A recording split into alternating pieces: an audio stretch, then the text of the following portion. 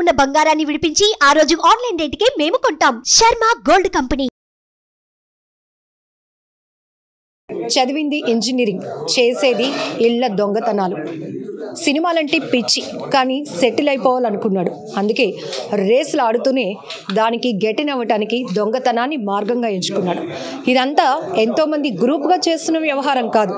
144 ఇళ్లను దోపిడీ చేశాడంటే అసలు తన బ్యాక్గ్రౌండ్ ఏంటి, ఎవరతను?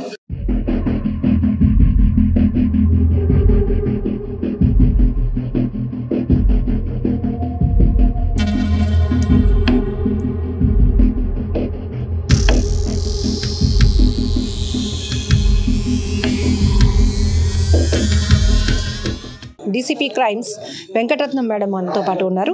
మేడం, 44 కేసులు ఫైల్ అయ్యాయి అంటే ఇళ్ళ దొంగతనాలు, అది కూడా పట్ట పగలు చేసే దొంగతనాలు అంటే ఇది ఒక గ్రూప్ చేస్తుందేమో అనుకున్నాం. బట్ మీరు షాకింగ్ న్యూస్ చెప్పారు, ఒక్కడే చేస్తున్నాడు, ఇంజనీరింగ్ చదివిన స్టూడెంట్ అని. ఏంటి అసలు, ఎందుకు తను ఆ మార్గం ఎంచుకున్నాడు?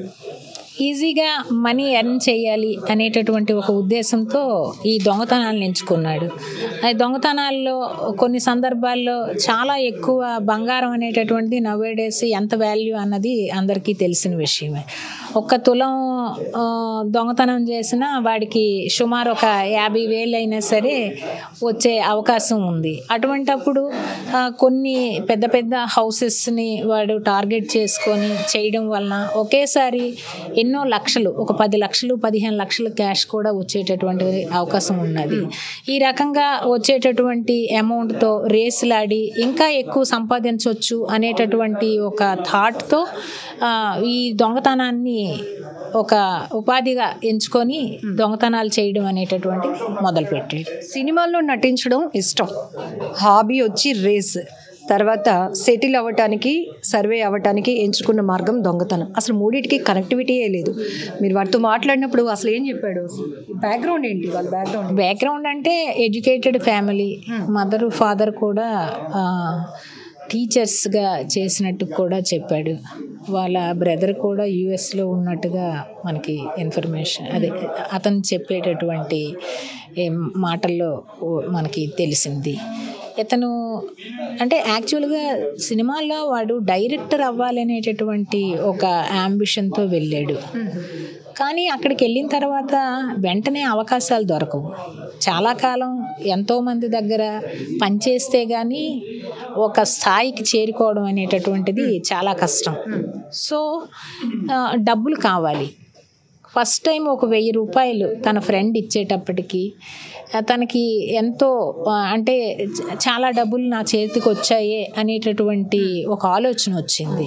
అది ఎలా మనీ వాల్యూ తెలుసుకొని అది ఎట్లా వచ్చింది అన్నది తన యొక్క ఆలోచన తన మెదటికి తట్టి, సో ఆ విధంగా చేస్తే మనకి ఈజీగా మనీ వస్తుంది అని చెప్పి వెంటనే దొంగతనాన్ని, అంటే ఫస్ట్ ఈ హాస్టల్స్లో కానీ అదర్ ఓపెన్ హౌసెస్లో కానీ ఛార్జింగ్ పెట్టినటువంటి ల్యాప్టాప్స్ అయితేనేంటి, సెల్ ఫోన్స్, అట్లాంటివన్నీ దొంగతనం చేయడం మొదలుపెట్టి ఇది చాలా తక్కువ అమౌంట్ వస్తుంది అనేది కొంతమంది ఫ్రెండ్స్ ద్వారా తెలుసుకొని, అంటే చాలాసార్లు జైలుకి వెళ్ళవలసిన పరిస్థితి, అరెస్ట్ అయ్యి. సో అక్కడ కూడా కొంతమంది ఫ్రెండ్స్తో తను తెలుసుకొని ఈ హెచ్బీల్ అనేటటువంటిది ఒక వృత్తిగా ఎంచుకున్నాడు. హెచ్బీల్ చేస్తే ఈజీగా మనీ ఎర్న్ చేయొచ్చు అన్నది. సో తనకి ఆ వెంటనే ఎప్పుడైతే హెచ్బీల్ చేయడం మొదలు పెట్టాడో మోర్ అమౌంట్ అనేటటువంటి తనకి చేతిలోకి ఉండేది. సో ఇంకా జల్సాలు చేయడం మొదలుపెట్టాడు. అది ఎక్కువగా రేసెస్ ఆడడం, అలాగే గోవా క్యాసినోకి కూడా వెళ్ళి చేయడం. అక్కడ కూడా బ్యాన్ చేశారంట వీడిని.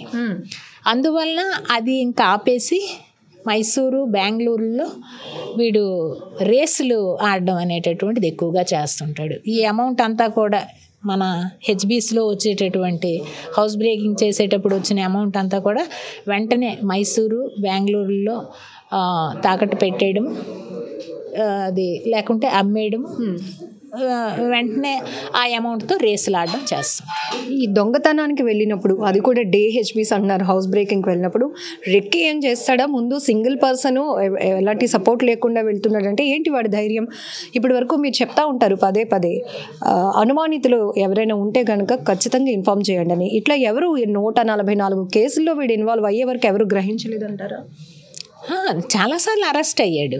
1998లో ఏలూరు సిసిఎస్లో ఫస్ట్ టైం అరెస్ట్ అయ్యాడు.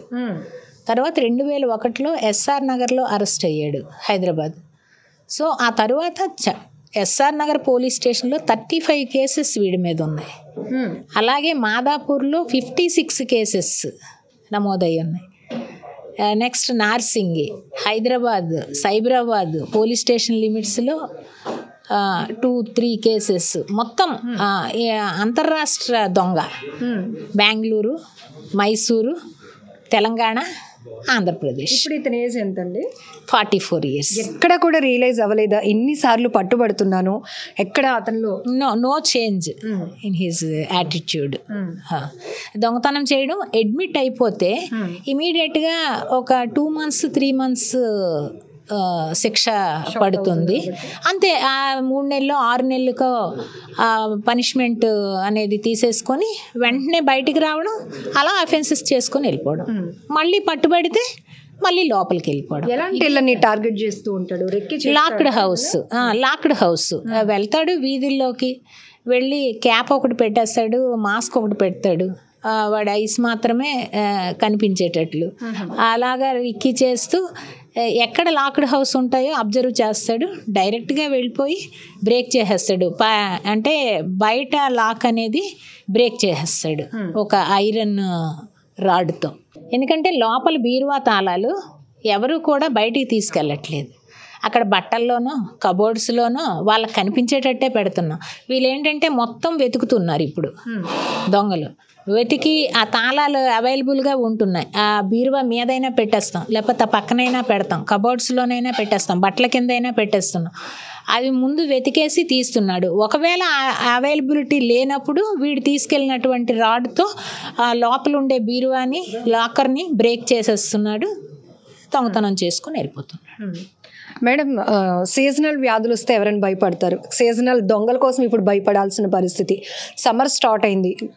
డెఫినెట్లీ దొంగతనాలు ఎక్కువ సమ్మర్లో కూడా ఎక్కువ జరుగుతూ ఉంటాయి. ఎందుకంటే చల్లదనానికి అలా ఎక్స్కర్షన్స్కి వెళ్ళడమో లేకపోతే డాబాల పైన పడుకోవడమో. సో మీరు కూడా ఏం సజెస్ట్ చేస్తారు? పబ్లిక్కి ఎలాంటి అవేర్నెస్ ఇస్తారు? విశాఖపట్నం పోలీస్ కమిషనరేట్ ప్రజలకి విజ్ఞప్తి చేస్తుంది. నవేడేస్ దొంగతనాలు అనేటటువంటివి చాలా క్యాజువల్గా జరిగిపోతున్నాయి. మనం బయటికి వెళ్ళి 10 నిమిషాల్లో వచ్చినా సరే దొంగలు కనిపెట్టి మరీ ఇమీడియట్గా లాక్ బ్రేక్ చేసుకొని, లోపల కూడా బీరువాళ్ళకి లాక్ చేసి ఉన్నా సరే బ్రేక్ చేసుకొని తీసుకొని వెళ్ళిపోయేటటువంటి రోజులు ఇవి. కాబట్టి విజ్ఞప్తి ఏంటంటే అవైలబుల్గా కీస్ మాత్రం ఇంట్లో పెట్టొద్దు, లోపల కీసు. తర్వాత మనం ఎప్పుడైనా బయటికి వెళ్ళేటప్పుడు కొంచెం పక్క వాళ్ళకైనా మనకు తెలిసిన వాళ్ళకైనా చెప్పి మా ఇంటిని చూడండి అని అయినా సరే చెప్పడం మంచిది. తర్వాత అపార్ట్మెంట్స్లో ఉండే వాళ్ళు ఏం చేస్తున్నారంటే కనీసం పక్క ఉండేటటువంటి నైబర్స్ ఎవరు అన్నది కూడా మొహాలు కూడా తెలియని పరిస్థితుల్లో ఉన్నాము. కొంచెం అబ్జర్వేషన్ పెట్టుకొని కొంచెం రిలేషన్స్ డెవలప్ చేసుకొని అందరూ హ్యాపీగా ఉండాలన్నది నా యొక్క ఆకాంక్ష. అందరికీ విజ్ఞప్తి ఏంటంటే మనం సేఫ్గా ఉండాలి, మన ప్రాపర్టీని సేఫ్గా ఉంచుకోవాలి. మనం ఎంతో కష్టపడితే కానీ సంపాదించుకోలేనటువంటి రోజులు. అటువంటిది మనం ఒకవేళ గోల్డ్ ఏదైనా వాల్యుబుల్స్ ఉంటే లాకర్ని వినియోగించుకోవాలి, లాకర్లో పెట్టుకోవడం మంచిది. చాలామంది చూస్తున్నాము విదేశాలకు వెళ్ళేటప్పుడు కూడా లాక్డ్ హౌసుల్లో ఎన్నో తులాల బంగారాన్ని పెట్టేసి వెళ్ళిపోతున్నారు. అది మంచి పద్ధతి కాదు. లాకర్స్లో పెట్టుకోవడం అలవాటు చేసుకోండి. ఏ వాల్యుబుల్స్ కూడా ఇంట్లో ఉంచి మీరు లాక్ చేసి బయటికి వెళ్ళకూడదు. మీకు తెలిసిన వాళ్ళ దగ్గర లేకపోతే మీ పేరెంట్స్ దగ్గర ఎవరి దగ్గర ఉండి, ఎవరైనా ఇళ్లల్లో ఉంటే కొంతవరకు దీన్ని మనం ఆపవచ్చు. లేనప్పుడు మాత్రం ఇన్మేట్స్ ఆబ్సెన్స్లో మాత్రం ఎనీ వాల్యుబుల్స్ ఇంట్లో ఉంచకూడదనేటటువంటిది నా యొక్క. Finally ma'am, in this particular case ఒక వ్యక్తి ఇంజనీరింగ్ చదివాడు, వెల్ సెటిల్డ్ ఫ్యామిలీ నుంచి వచ్చిన వ్యక్తి తను తీసుకునే నిర్ణయం తప్పుదోవ పట్టడం వల్ల ఈరోజు మీరు ఇందాకలు అన్నారు అంతర్రాష్ట్ర దొంగ అని చెప్పేసి. సో యువతకు కూడా మీరు ఇచ్చే ఒక మెసేజ్, ఎందుకంటే ఈరోజు పిల్లలు ఈ స్థాయిలో ఉన్నారు అని చెప్పుకోవటానికి తల్లిదండ్రులు ఇష్టపడతారు. కానీ ఇప్పుడు మనం ఈ అబ్బాయి గురించి చెప్పుకుంటే ఇప్పుడు 44 years వరకు స్టిల్ అతను కంటిన్యూ చేస్తూనే ఉన్నాడు దొంగతనాలు, పట్టుబడుతూనే ఉన్నాడు, జైలుకి వెళ్తున్నాడు, వస్తున్నాడు.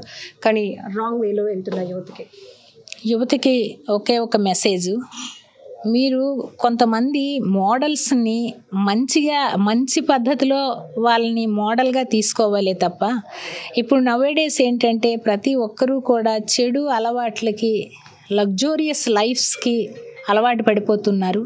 దానికోసం అని చెప్పి మీరు ఏదైనా చేయడానికి సిద్ధమైపోతున్నారు. అది వెరీ రాంగ్ థింగ్. కాబట్టి యువత మంచి పద్ధతిలో వెళ్ళాలి, మంచి వాళ్ళ నడవడికలో మీరు నడవాలి, మంచి పేరు తేవాలి. అదే మన భారతదేశానికి పునాది.